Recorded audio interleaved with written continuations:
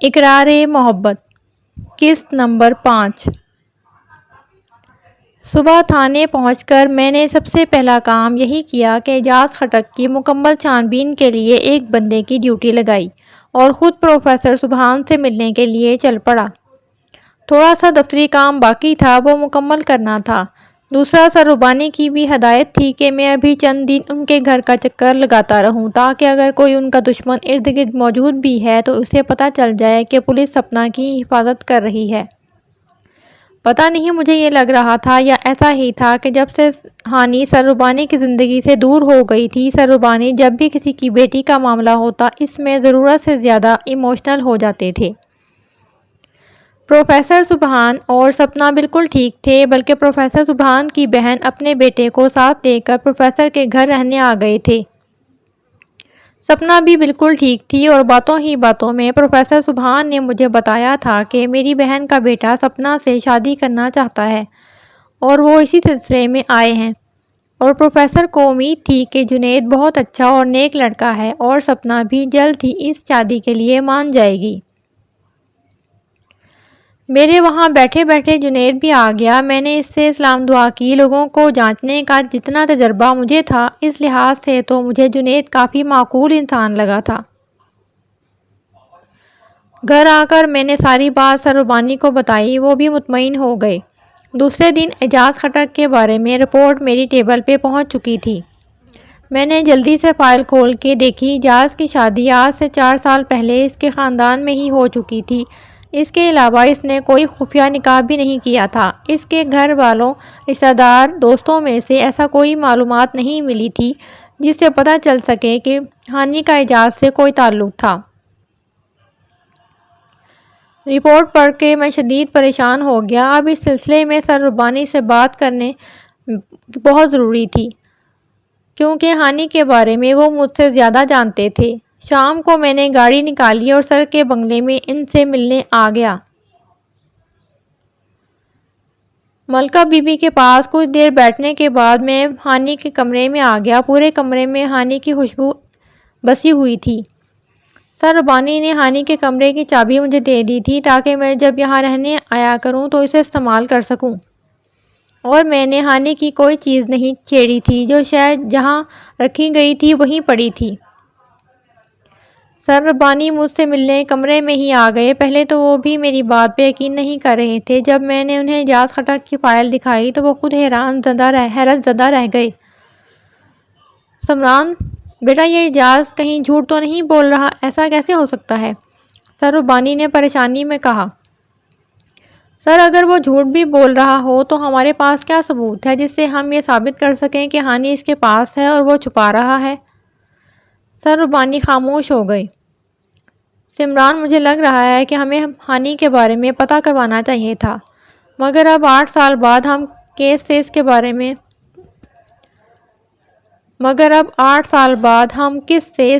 میں پوچھیں؟ سر ربانی بے حد پریشان ہو گئے تھے اور ان کی آنکھوں میں ہانی کا نام سنتے ہی جو شدید نفرت کی لہر مجھے نظر آتی تھی، آج وہ ختم ہو چکی تھی، اور اس نفرت کی جگہ ایک باپ کی اپنی بیٹی کے لیے فکر نظر آ رہی تھی۔ سر، مجھے لگ رہا ہے کہ ہمیں ہانی کے کیس کی دوبارہ تفتیش کرنی چاہیے۔ آپ صبح تھانے میں ہانی کی گمشدگی کی رپورٹ لکھوائیں، اس کے بعد پھر اگلا مرحلہ دیکھتے ہیں۔ میں نے سر ربانی کو مشورہ دیا، مگر بیٹا، اس سلسلے میں ہمیں صرف ایک بندے اعجاز کے بارے میں پتہ ہے جس کی تفتیش تم نے کروا لی ہے، اور تو ہمیں کچھ پتہ نہیں۔ چلیں سر، دیکھتے ہیں، مگر جو بھی ہو ہانی کا پتہ چلانا بہت ضروری ہے۔ ایسا نہ ہو کہ وہ کسی مشکل میں پھنسی ہو اور ہم کچھ اور سمجھ رہے ہوں۔ سر ربانی نے اس بات میں سر ہلایا۔ رات ساری میں ہانی کے کمرے میں بیٹھا اسے یاد کرتا رہا۔ جب سے مجھے اس حقیقت کا علم ہوا کہ ہانی کا اعجاز سے کوئی تعلق ہی نہیں تھا تو میری اندر کی بے چینی میں مزید اضافہ ہو گیا تھا، مگر اب یہ معمہ ہانی کے ملنے پہ ہی حل ہو سکتا تھا کہ وہ پھر گھر سے کس کے ساتھ اور کیوں گئی، اور یہ بھی ہو سکتا ہے کہ وہ گئی نہ ہو، اسے اغوا کیا گیا ہو۔ اغوا؟ مگر کیوں؟ میں نے یوں ہی لا علمی میں اٹھ کر ہانی کی چیزیں چیک کرنی شروع کی، مگر وہاں ایسی کوئی چیز نہیں تھی جو مجھے ہانی کے بارے میں کچھ بتا سکے۔ ہانی کے دوستوں کو بھی میں جانتا تھا سوائے ایک دو لڑکیوں کے، اور جن دنوں ہانی غائب ہوئی تھی وہ کالج میں زیادہ تر اعجاز کی اس کزن سمیرا کے ساتھ کافی وقت گزارتی تھی۔ مجھے اس سمیرا نام کی لڑکی سے ضرور ملنا چاہیے، شاید کچھ پتہ چل سکے، میں نے اپنے آپ کو ایک چھوٹی سی امید کی کرن تمتماتے ہوئے کہا۔ دوسرے دن میں نے اعجاز کو کال کی اور اس سے سمیرا کا ایڈریس معلوم کرنے لگا۔ پہلے تو وہ ہیلے بہانے کرتا رہا، جب اسے معلوم ہو گیا کہ میں ٹلنے والا نہیں ہوں تو التجائیہ لہجے میں بولا،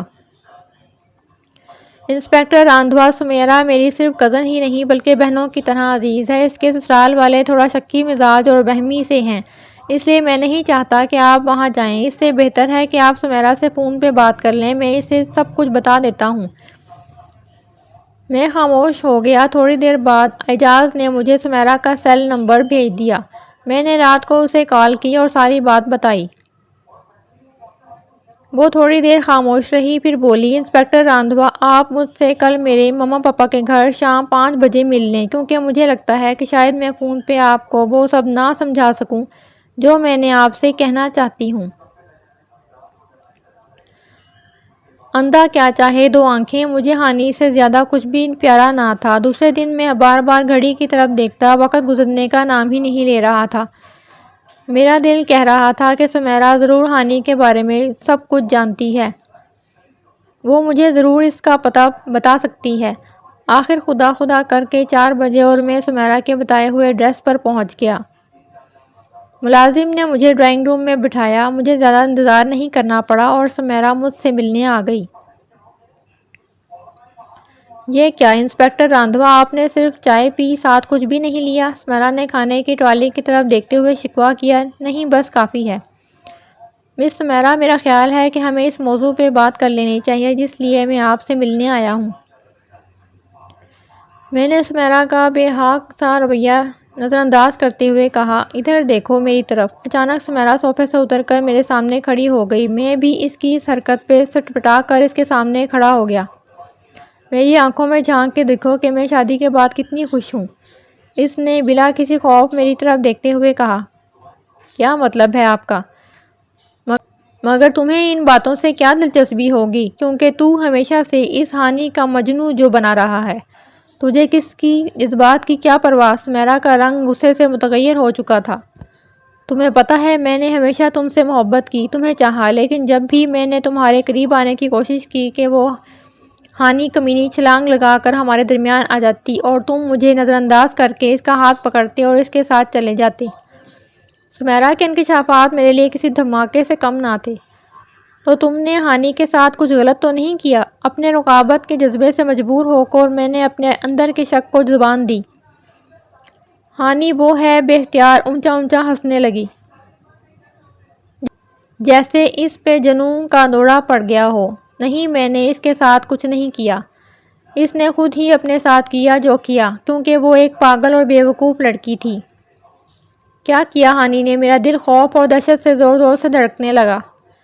وہ مجھ سے کہتی تھی کہ اسے سمرن سے محبت ہے اور وہ بنا کسی کو کچھ بتائے تم سے کسی طرح شادی کرنا چاہتی ہے، مگر اسے یہ لگتا تھا کہ تم اس سے محبت نہیں کرتے، اس لیے وہ مجھ سے ایسے طریقے پوچھتی رہتی جس سے تم انسپکٹر راندھوا ہانی کے سامنے گھٹنوں کے بل جھک کے اپنی محبت کا اظہار کر سکو،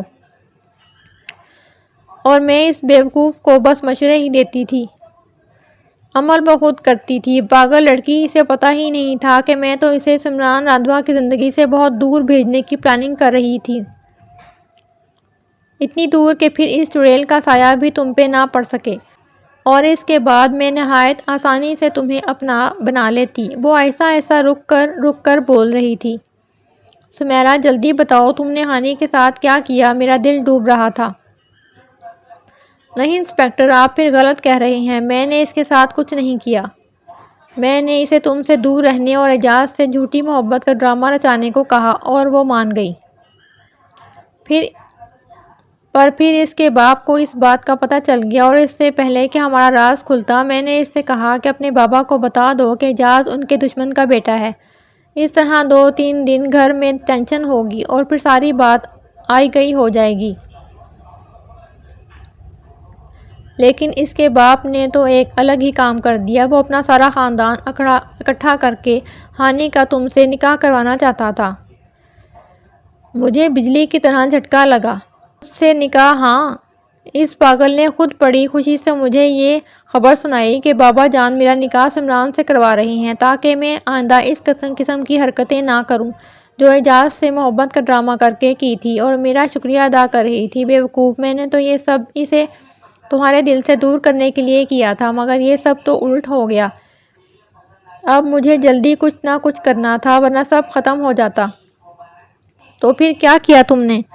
میں نے ایک لڑکی کو پیسے دے کر ایک ڈرامے کے لیے تیار کیا اور وہ لڑکی پیسوں کی لالچ میں ہانی کے پاس گئی اور خود کو تمہاری محبت ظاہر کیا جو کہ ہانی کو پتہ نہیں تھا، اور پوری اداکاری کر کے اسے اچھی طرح یقین دلایا کہ سمران بھی اس سے بہت محبت کرتا ہے اور بہت جلد وہ اس سے شادی کرنے والا ہے۔ اور وہ بیوقوف اس کی باتوں میں آ گئی اور اپنے بابا کے سامنے جھوٹ بول کر کہ وہ صرف اعجاز سے محبت کرتی ہے اور اس سے شادی کرنا چاہتی ہے کا بہانہ بنا کے تم سے شادی سے انکار کر دیا۔ ربانی سر نے بات دبا لی اور اس ڈر سے کہ کہیں ہانی واقعی اعجاز سے شادی نہ کر لے اپنے بھتیجے کو امریکہ سے بلا لیا اس سے ہانی کی شادی کے لیے، اور ہانی بری طرح پھنس گئی۔ پھر اس نے مجھ سے مشورہ مانگا تو میں نے اسے مشورہ دیا کہ وہ اعجاز کا نام لکھ کے گھر سے بھاگ جائے، اور وہ واقعی بھاگ گئی۔ سمیرا نے نہایت سپاکی سے بات ختم کر کے کہا، میرا دل چاہا کہ ایک زناٹے دار تھپڑ اس کے منہ پہ رسید کروں جو کچھ اس نے کیا، کم سے کم اسے احساس تو ہو کہ اس نے غلط کیا ہے۔ مگر انسپکٹر راندھوا، ہانی تو چلی گئی، پتہ نہیں زندہ بھی ہے یا مر گئی۔ تم کیوں اس کی فکر میں اتنے دبلے ہوئے جا رہے ہو؟ میں ہوں نا تمہارے پاس، صرف ایک اشارہ کر دو، اپنا سب کچھ چھوڑ کر تمہارے قدموں میں عمر گزارنے آ جائیں گے۔ سمیرا نے میرے قریب آ کر میرے گلے میں باہیں ڈال کر سرشاری سے جھومتے ہوئے کہا، پیچھے کرو اپنا ہاتھ۔ میں نے اسے جھٹک کر اپنے سے پرے ہٹایا۔ مجھے تم جیسی گھٹیا دلیل اور کمینی عورت کا ساتھ تو کیا شکل دیکھنی بھی گوارا نہیں۔ میں غصے میں شدید کانپ رہا تھا، میرا دل چاہ رہا تھا اس کا گلا دبا دوں۔ As you wish my dear, مگر جب غصہ اترے تو میری آفر پہ ٹھنڈے دل اور دماغ سے غور کرنا۔ میں اس کی بات سنی انسنی کر کے تیزی سے باہر نکل آیا۔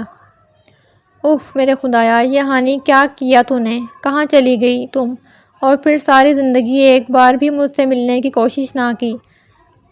میں نے بہت دنوں بعد گاڑی میں سی ڈی پلیئر کو آن کیا اور اپنی پسندیدہ شاعری سننے لگا جو ایک بار ہانی نے مجھے سینڈ کی تھی۔